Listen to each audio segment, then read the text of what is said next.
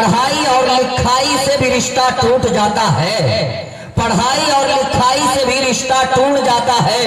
किताबें इतनी होती है कि बस्ता टूट जाता है, पढ़ाई और लिखाई से भी रिश्ता टूट जाता है। किताबें इतनी होती है कि बस्ता टूट जाता है। और मैं रिश्वत की कमाई लेके जब भी घर में आता हूँ, मेरे अंदर जो बैठा है फरिश्ता टूट जाता है, मेरे अंदर जो बैठा है फरिश्ता टूट जाता है। और गज़ब की तंदुरुस्ती है मेरे बच्चों की अम्मा की, और गज़ब की तंदुरुस्ती है मेरे बच्चों की अम्मा की।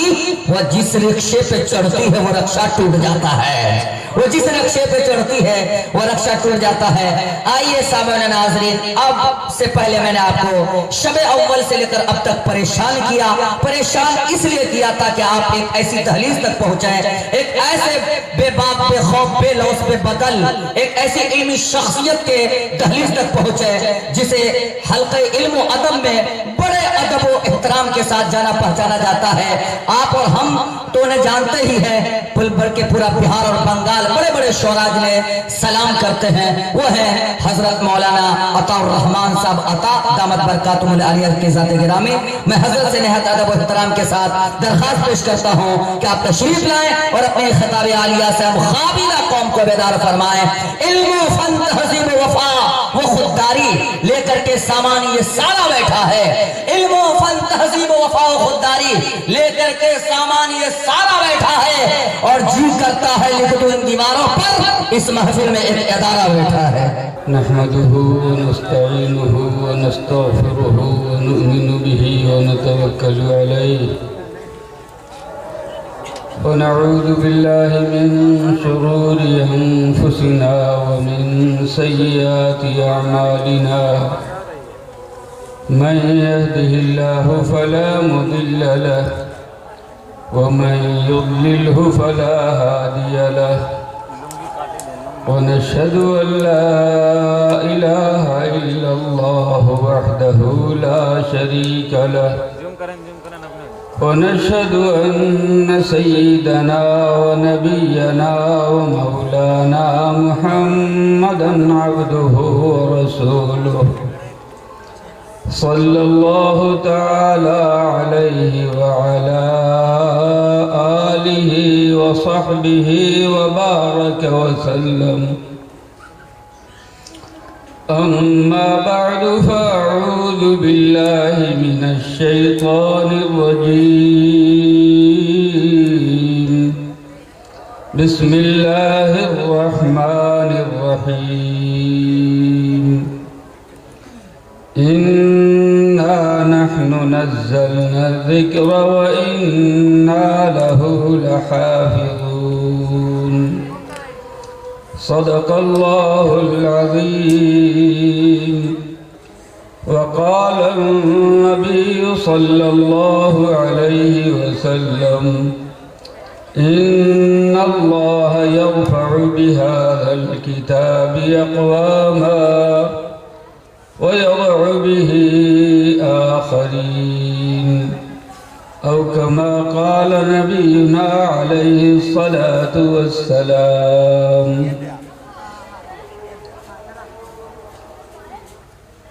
मैं अपनी गुफ्तगू शुरू करने से पहले बहुत मोहब्बत के साथ नक़ीब मोहतरम की खिदमत में ये अर्ज़ करूँ कि यहाँ पीछे बैठे बैठे मैंने बहुत बार इनसे शब अव्वल का लफ्ज़ सुना। हालांकि शब अव्वल दुरुस्त नहीं है, अव्वल शब होना चाहिए। शब अव्वल का इस्तेमाल तो उस मौके पे होगा जब कई रातों का प्रोग्राम होगा और पहली रात का जिक्र हो तो शब अव्वल का तज़किरा किया जाएगा। लेकिन जब एक ही रात है तो उसमें शब अव्वल की बात नहीं आएगी, बल्कि अव्वल शब की बात आएगी। मेरा ख्याल है कि मेरी इस जसारत को माफ़ करेंगे। दूसरी बात मैं ये अर्ज़ करना चाहूँगा कि अल्लाह रब्बुल इज़्ज़त ने ज़मीन व आसमान पैदा फरमाई, ज़मीन पैदा फरमाई, आसमान पैदा फरमाया, सब इंसान के लिए। खुद इंसान को पैदा किया और इंसान के सांस लेने के लिए हवा बनाई, इंसान के पीने के लिए पानी बनाया, इंसान के खाने के लिए अनाज और गल्ला पैदा किया, जिनके बगैर इंसान जिंदा ही नहीं रह सकता। लेकिन पूरे कुरान में अल्लाह ने कहीं नहीं फरमाया कि हमने तुम्हारे सांस लेने के लिए हवा बनाई है इसलिए हमने तुम पर एहसान किया है, हमने तुम्हारे पीने के लिए पानी बनाया इसलिए हमने तुम पर एहसान किया है, तुम्हारे खाने के लिए हमने गल्ला बनाया इसलिए हमने तुम पर एहसान किया है, तुम्हारे चलने के लिए हमने ज़मीन बनाई इसलिए हमने एहसान किया है, तुम्हारे देखने के लिए रोशनी बनाई इसलिए हमने एहसान किया है। पूरा कुरान उठा के देखो, पूरी हदीस उठा के देखो, ये मजमून आपको कहीं नहीं मिलेगा। लेकिन जब अल्लाह को अपने नबी को भेजना था और नबी के साथ साथ ये मुक़द्दस किताब कुरान को भेजना था, तो अल्लाह ने फरमाया लक़द मन्नल्लाहु अलल मुमिनीन, अल्लाह ने बहुत बड़ा एहसान किया है कि उसने अपना नबी दिया और नबी की जिम्मेदारी ये दी कि वो मेरा पैगाम, मेरा कलाम लोगों के सामने पेश करें और लोगों को बुलंदी और तरक्की का नुस्खा अता फरमाए।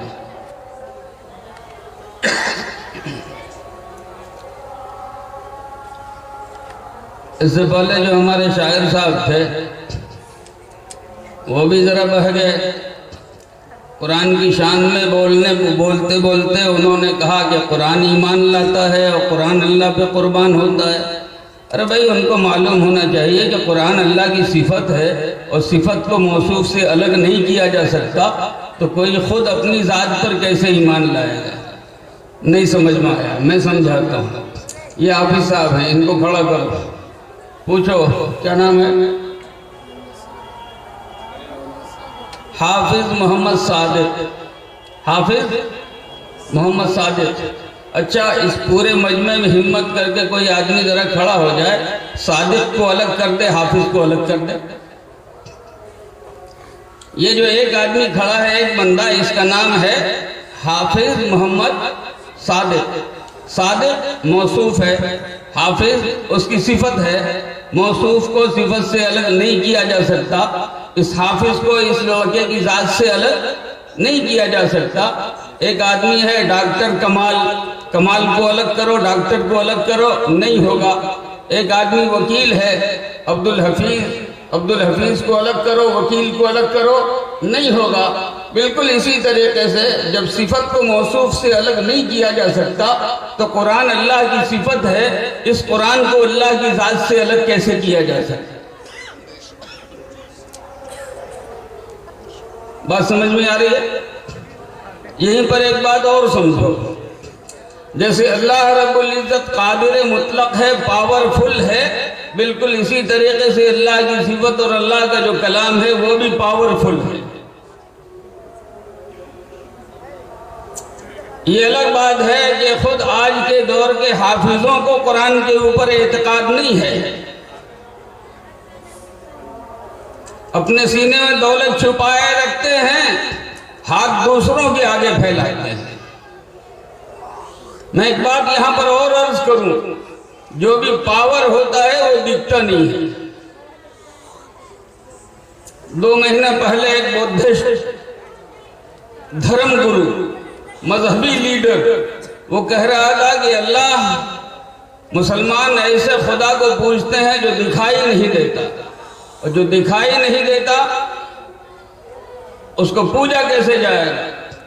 मैंने कहा उस गधे को अभी तक मालूम नहीं, धर्म गुरु बन गया है, उस गधे को अभी तक मालूम नहीं कि जो पावर होता है वो कभी दिखाई नहीं देता। एक पहलवान है, 1 कुंटल के पहलवान को उठा के फेंक दिया करता है अखाड़े में यूं, और रात को सोया, अंदर से जान निकल गई, अब उसके जिस्म पर मक्खी बैठी है तो मक्खी हिला नहीं सकता। क्यों नहीं हिला सकता? इसलिए ये पावर निकल गया। जान की वजह से हाथ में हरकत थी, जान की वजह से पांव में हरकत थी, जान की वजह से आंखें देख रही थी, जान की वजह से जिस्म काम कर रहा था। ये जान अंदर से निकल गई, अब ये हाथ दिखाई दे रहा है, लेकिन माजूर है। पाँव दिखाई दे रहा है, किसी काम का नहीं है। आंखें दिखाई दे रही हैं, कुछ भी नहीं कर रही हैं। अंदर जान है। अब कोई जरा मर्दे खुदा हिम्मत करके बता दो दे कि उसने जान को देखा है। हाथ दिखाई दे रहा है, जान दिखाई नहीं दे रही है। पाँव दिखाई दे रहा है, जान दिखाई नहीं दे रही है। क्योंकि जान पावर है, हाथ ढांचा है। मैं कहता हूं कि ये मरकरी जल रही है, ट्यूबलाइट जल रहा है और इसका कनेक्शन एक वायर से, एक तार से जुड़ा हुआ है। तार दिखाई दे रहा है, तार के अंदर दौड़ने वाला करंट दिखाई नहीं दे रहा है। पावर असल में ये ऊपर का खोल नहीं है, बल्कि पावर अंदर है जो दिखाई नहीं दे रहा है। जब दुनिया से के मामूली पावर को कोई देख नहीं सकता, तो कायनात के चलाने वाले अजीम पावर को कोई कैसे देख सकता है?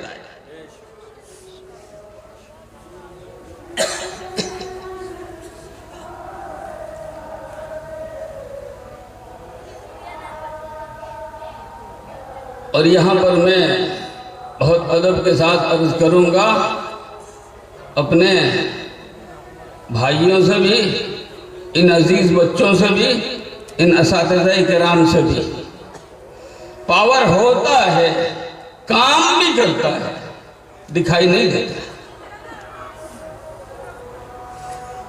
और जैसे अल्लाह कायनात का सबसे बड़ा पावर है, यह कुरान करीम जो अल्लाह की सिफत है, इस कुरान करीम के अंदर भी अजीम जबरदस्त पावर है। ये पावर जिसके अंदर आ जाता है, वो आदमी उस पावर को कबूल करने के लायक हो जाता है। फिर कुरान उसे नीचे नहीं रहने देता। जैसे अल्लाह रब्बुल इज्जत की ज़ात आली बुलंद है, इस कुरान की निस्बत भी बुलंदी की तरफ है। ये अपने खादिम को, अपने हामिल को, अपने उठाने वाले को और ऊपर और ऊपर और ऊपर लिए चलता है।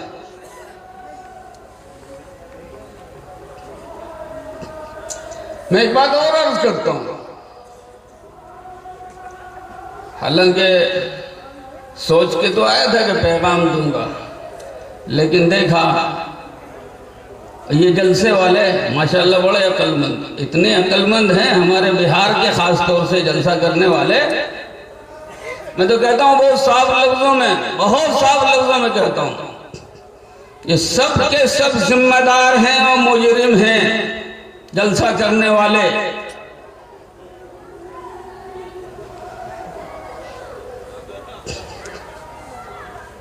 मुझे बताओ, बीज बहुत अच्छा हो और जमीन बहुत अच्छी हो, बीज बहुत अच्छा हो और जमीन भी बहुत अच्छी हो, लेकिन बोने का वक्त गलत हो तो कोई किसान फसल काट के ला पाएगा? हमारे यहाँ खेतों में भादों में रोपा होता है। भादों को, ये बरसात का जो जमाना है, धान का बीज उखाड़ के फिर बोने का जमाना वही है, उसी को रोपा कहते हैं। अब कोई ज्यादा अक्लमंद हो, वो अघन में रोपा करे तो क्या काटेगा, क्या फसल काटेगा? आज ही का जलसा लो, आज ही का तकरीर शुरू हुई 10:30 बजे, उससे पहले नहीं, जबकि सोने का वक्त शुरू हो गया। पूरी दुनिया अपनी दुकान सिर्फ उस वक्त तक खुली रखती है जब तक लोग जगह रखते हैं, और ये जलसे वाले इतने बड़े अक्लमंद हैं कि जब लोग सोने की तैयारी करते हैं तो ये अपनी दुकान खोलते हैं।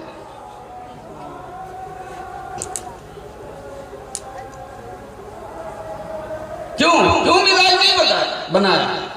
कहते हैं लोग नहीं आएंगे, लोग नहीं आएंगे। झूठ मूठ बहानेबाजी है। लोगों को कंट्रोल करना ये उलमा की जिम्मेदारी है। ये उलमा रहबर हैं, और जो रहबर काफिले के पीछे चलने लगे उसे रहबरी का कोई हक नहीं है। रहबर जरूरत को महसूस करेगा, आगे आगे चलेगा, काफिला उसके पीछे पीछे चलेगा तो कामयाबी तक जाएगा। अभी मेरे यहाँ जलसा होने वाला है 1-2 मार्च को, मेरे अपने मदरसे में बेहमदी ताला 56 बच्चों की दस्तारबंदी होनी है। मैंने कह रखा लोगों से, मीटिंग बुलाई, मैंने कहा कि अगर जगह करना हो तो मैं शरीक नहीं, मगरिब के फौरन बाद जलसा शुरू करो, 11 बजे तक प्रोग्राम खत्म, 11:30 बजे दुआ करेंगे, उसके बाद अजान देके ईशा की नमाज पढ़ेंगे और फिर खाना खा के लोग सोएंगे। कुरान हदीस सुनाने के लिए वक्त वो चुनते हो जो लोगों के सोने का वक्त होगा। दारुल देवबंद के शेखुल हदीस भी अगर करेंगे तो क्या मिलेगा लोगों को? कुरान हदीस का पैगाम सुनाने के लिए वक्त तो कम से कम वो चुनो जो लोगों के जागने का हो। फितरतन लोगों के सोने का वक्त आ जाए, आप कुरान सुन रहे, पैगाम सुना रहे। तरीका बदलो मेरे दोस्तों। दूसरी बात मैं ये अर्ज करना चाहता था, पूरे कुरान का मुताला करो, पूरे कुरान का। अल्लाह ताला ने पूरे कुरान में कहीं नहीं फरमाया कि हम मुसलमानों की, ईमान वालों की हिफाजत करेंगे। जमाना क़यामत के करीब होगा, नाजुक दौर आता चला जाएगा और उसमें जब सारे लोग दुश्मन हो जाएंगे ईमान वालों के, तो हम ईमान वालों की हिफाजत करेंगे। ऐसा कोई वादा पूरे कुरान में नहीं है। लेकिन जो आयत मैंने तिलावत की थी उसके अंदर बड़े मजबूत लहजे में अल्लाह रब्बुल इज्जत ने ये बात फरमाई, इन्ना लहू लहाफिज़ून, हम ही उसकी हर हाल में हिफाजत करेंगे। इतनी बात तो समझ में आई कि कुरान की हिफाजत बंदा नहीं करेगा, बंदे से नहीं हो सकेगा। कुरान की हिफाजत का काम अल्लाह रब्बुल इज्जत खुद करेगा। अब यहां पर मैं एक पॉइंट और नुक्ते की बात कहना चाहता हूं, सुनो। जिनका जिनका कुरान से ताल्लुक है वो कान खोल के सुनो। यहीं से अंदर से बात निकल के सामने आती है कि जब अल्लाह रब्बुल इज्जत, और ये कुरान शाही खजाना है अल्लाह का, ये कुरान अल्लाह का शाही खजाना है और इस शाही खजाने की हिफाजत खुद कायनात का खालिक, मालिक, शहंशाह, मालिकुल मुल्क करेगा। क्या समझते हो आप कि कुरान की हिफाजत करेगा तो कुरान के खादिमों को छोड़ देगा? और करो जरा से थोड़ी देर के लिए। कुरान की हिफाजत का वादा अल्लाह की तरफ से है। फितरतन नतीजतन ये बात वहीं से खुल के सामने आती है कि जब कुरान की हिफाजत की गारंटी है तो कुरान के खादिमों की हिफाजत की भी गारंटी अल्लाह दे रहा है। अल्लाह की शान से ये बिल्कुल बड़ी है कि कुरान की तो हिफाजत करे लेकिन कुरान के खादिमों को तन्हा छोड़ दे। ये अल्लाह की रहमत बर्दाश्त नहीं कर सकती। और मैं यही हाफिजों से कहता हूं,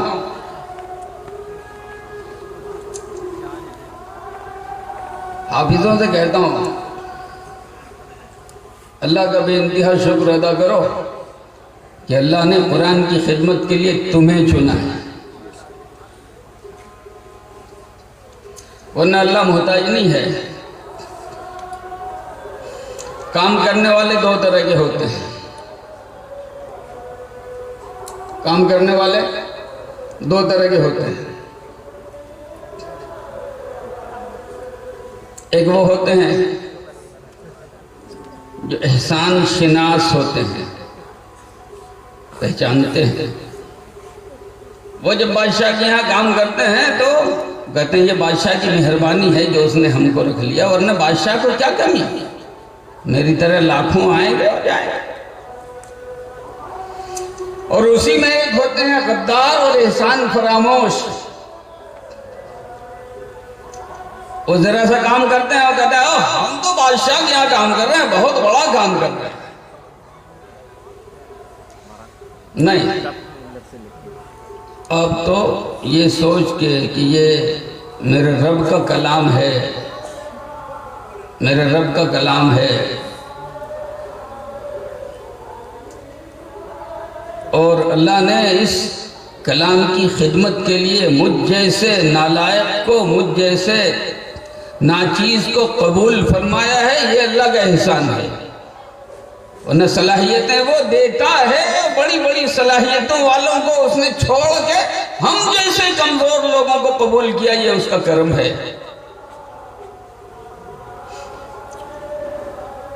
एक बात यहां पर और भी अर्ज करूं, ये कुरान अल्लाह का कलाम है, ये कुरान अल्लाह का कलाम है। 25वें पारे की आयत देखो, मा कान अली बशरिन अन युकल्लिमहुल्लाह इल्ला वहया औ मिन वराइ हिजाब औ युरसिल रसूला फयुही बिइज़्नि मा यशा इन्नहु अलीम क़दीर। तो कुरान अल्लाह का कलाम है। वो कलाम क्या होता है? कलाम मतलब बोली, कलाम का मतलब बोली।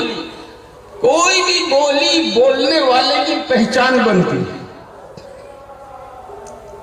कोई भी बोली बोलने वाले की पहचान बनती है। कैसे? मैं यहां बैठा हूं और स्टेज के पीछे कोई आदमी जोर जोर से बात कर रहा है, उस बोलने वाले पर हमारी नजर नहीं जा रही है, उस बोलने वाले को मैं देख नहीं रहा हूं, लेकिन उसकी आवाज सुन के मैं पहचान जाता हूं कि बोलने वाला कौन है। बोली बोलने वाले की पहचान बनती है। इतने ही नहीं, जरा सा और आगे देखो कि उस बोली को सुन के अगर कोई परखने वाला होगा तो सिर्फ बोली को सुन के परख लेगा कि बोलने वाला जाहिल है कि बोलने वाला काबिल है। सिर्फ बोली को सुन के परख लेगा कि बोलने वाला जाहिल है या बोलने वाला काबिल है। बोली का बोलने वाले से बड़ा गहरा ताल्लुक होता है। ये बोली अपने बोलने वाले की पहचान होती है, ये बोली अपने बोलने वाले की सिफत होती है। अब कुरान जब अल्लाह रब्बुल इज्जत की सिफत है तो कुरान अल्लाह से अलग नहीं। और जो आदमी कुरान को अपने दिल में बसा लेगा, अल्लाह रब्बुल इज्जत उस बंदे से खुद ब खुद मोहब्बत करने लगेगा। अभी वक्त नहीं है, इससे पहले मैं और अर्ज कर चुका हूं तफसील के साथ। चैलेंज दे के कहता हूं, जो लोग मुसलमानों की तरक्की के लिए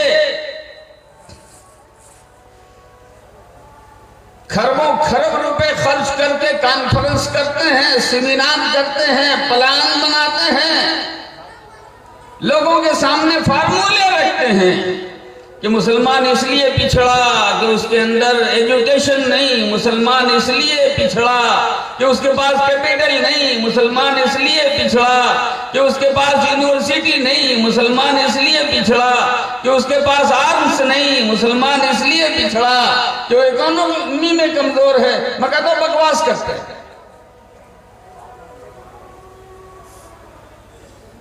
सब बकवास करते हैं। मुसलमान सिर्फ और सिर्फ इसलिए पिछड़ा है, मुसलमान सिर्फ और सिर्फ इसलिए पिछड़ा है कि मुसलमान ने कुरान से मोहब्बत नहीं की।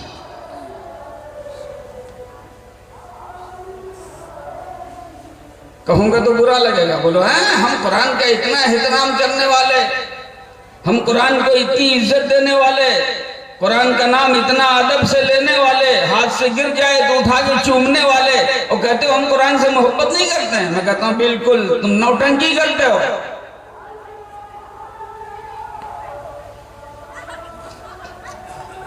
बुखार अंदर होता है, थर्मामीटर लगाओ तो बुखार नप जाता है।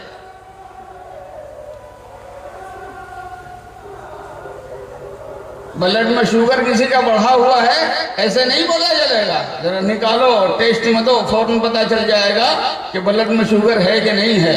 मैं कहता हूं तुम्हारे सामने एक डॉक्टर आता है,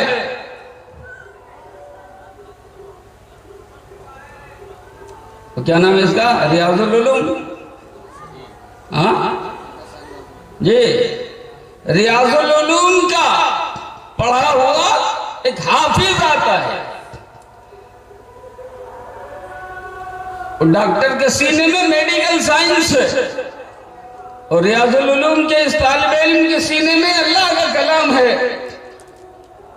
कुर्सी पेश करोगे डॉक्टर को, रियाजुल उलूम के तालिब इल्म को पूछोगे नहीं तुमने मेडिकल साइंस की इज्जत की है या कुरान की इज्जत की है, जरा मुझे बताओ। एक इंजीनियर आएगा, कुर्सी इंजीनियर को दोगे, हाफिज को नहीं पूछोगे। एक वकील आएगा, कुर्सी वकील को दोगे, हाफिज को नहीं पूछोगे। एक डॉक्टर आएगा, कुर्सी डॉक्टर को दोगे, हाफिज को नहीं पूछोगे। क्या कसूर है इस हाफिज का, क्या कमाल है उसके अंदर? सिर्फ इतना कि वो सब के सब नोट छापने वाली मशीन है, ये हाफिज बेचारा नोट छापने वाली मशीन नहीं है। तो तुम इसकी कदर नहीं कर रहे हो, उनकी कदर कर रहे हो। मैं कहता हूं बहुत साफ लफ्ज़ों में बुरा लगेगा, मुझे उसकी परवाह नहीं होती कहीं भी। अब उम्र की आखिरी मंजिल है, हक हक जो बयान हो सच्चा हो कड़वा लोगों के सामने कह के जाऊंगा। कीमत डब्बे की नहीं होती है, कीमत डब्बे के अंदर भरे हुए माल की होती है। कीमत डब्बे की नहीं होती, डब्बे के अंदर भरे हुए माल की कीमत होती है। इसके अंदर कुरान है, वो कुरान तुम्हारे दिल में उतना कीमती नहीं है, इसलिए इस बेचारे को वो इज्जत नहीं दे रहे हो। और उन जो उलूम है तुम्हारे सामने, उनकी कीमत तुम्हारे अंदर घुसी बैठी है, इसलिए तुम उनको इज्जत दे रहे हो। ये फर्क तुम्हारे अपने अंदर के दो सौतेलेपन की वजह से। मैं कहता हूं, कभी मैंने मिसाल देकर शायद कहा था, फिर कहता हूं, मेला घूमने गए हो,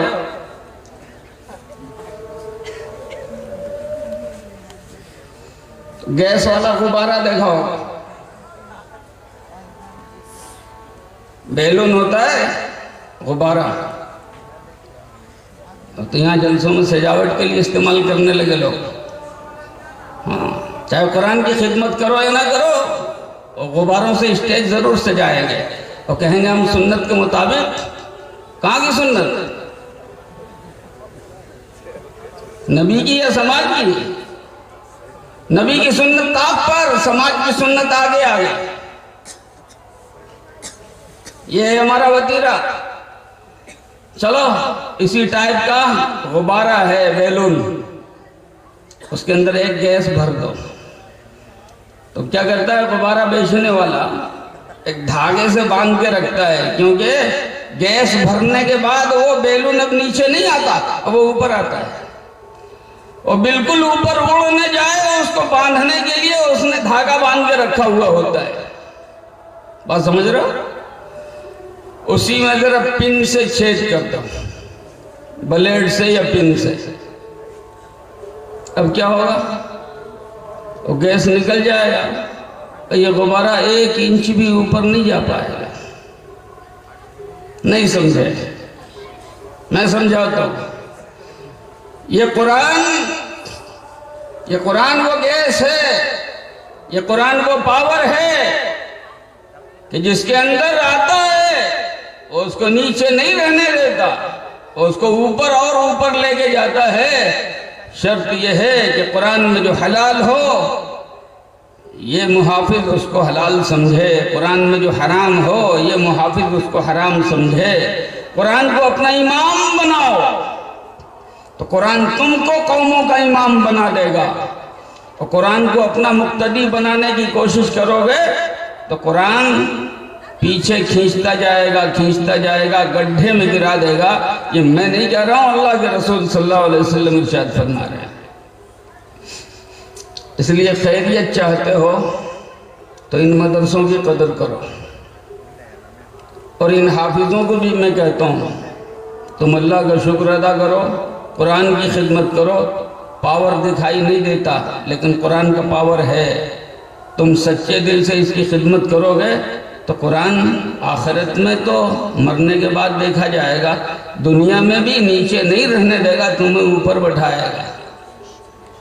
दुनिया में भी तुम्हें नीचे नहीं रहने देगा, ऊपर बैठाएगा।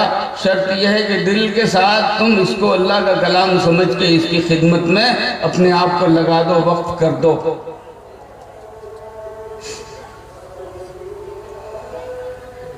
नहीं समझे? और समझाऊं? और समझाऊं? एक आदमी ने दावत किया, एक आदमी ने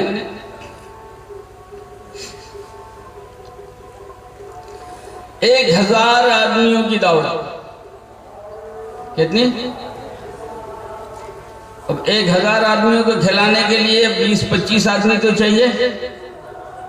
कोई खाना निकालेगा, कोई लगाएगा, कोई पानी पिलाएगा, कोई प्लेट उठाएगा, कुछ 20-25 आदमियों को उसने लगा दिया। अब खाना तैयार, खाने का वक्त हो गया और सब लोग आ रहे हैं, खा रहे हैं, जा रहे हैं, खा रहे हैं, जा रहे हैं, खा रहे हैं, जा रहे हैं। और ये 20-25 जिनको लगाया गया है, इनकी निगाहों के सामने सब लोग भर पेट खा खा के जा रहे हैं। ये बेचारा देख रहा है। बात समझा आपने? अच्छा, इत्तेफाक से खाना खत्म हो गया। तो खाना खत्म होने के बाद कुछ लोग आए तो उनको जवाब दिया जाएगा कि भाई कहाँ थे, 5 घंटे से खिलाया जा रहा है, अब तो खाना वाना सब खत्म हो गया। समझ रहे हो? अब अगली जो बात कह रहा हूं जरा उस पर ध्यान देना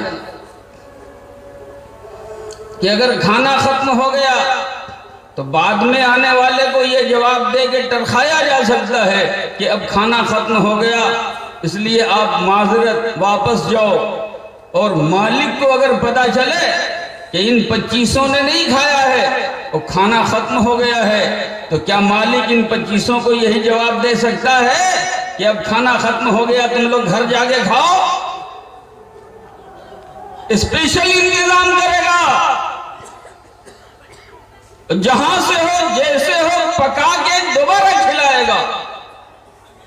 अगर ये बात समझ में आती है तो तुम्हारी समझ में ये बात नहीं आती। ये पूरी दुनिया का दस्तरखान अल्लाह का बिछाया हुआ है। ईमान वाला आ रहा है, खा के जा रहा है, काफिर आ रहा है, खा के जा रहा है, नमाजी आ रहा है, खा के जा रहा है, बेनमाजी आ रहा है, खा के जा रहा है, सच्चा आ रहा है, खा के जा रहा है, झूठा आ रहा है, खा के जा रहा है। और ये हिफ्ज़ करने वाले और कुरान पढ़ने वाले और कुरान पढ़ाने वाले वो अल्लाह के शाही खजाने की खिदमत में लगे हुए हैं। अल्लाह पूरी दुनिया को दस्तरखान पे खिलाएगा, अपने खिदमत करने वालों को कभी महरूम रहने देगा? ये अब बात अल्लाह की रहमत से आपको उम्मीद है क्या? कमजोरी यकीन की है, जरा यकीन दुरुस्त कर लो। कमजोरी एतकाद की है, एतकाद को संवार लो। कुरान को अपनी जिंदगी का ओढ़ना बिछोना बना लो।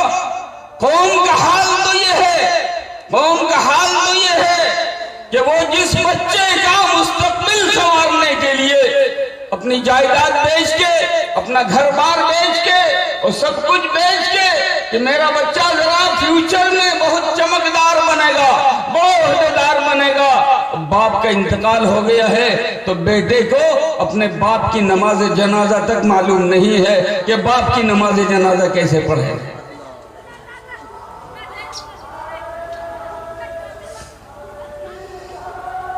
मैं कहता हूं कुरान खानी का सिस्टम बंद करो।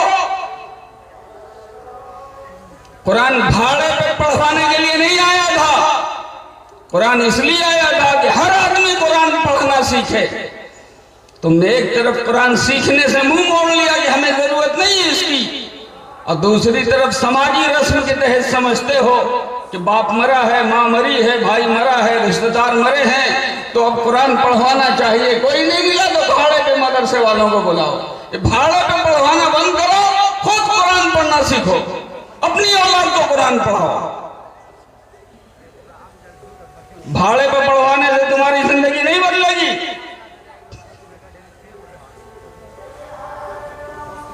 जब तक जज्बा अपने अंदर पैदा नहीं होगा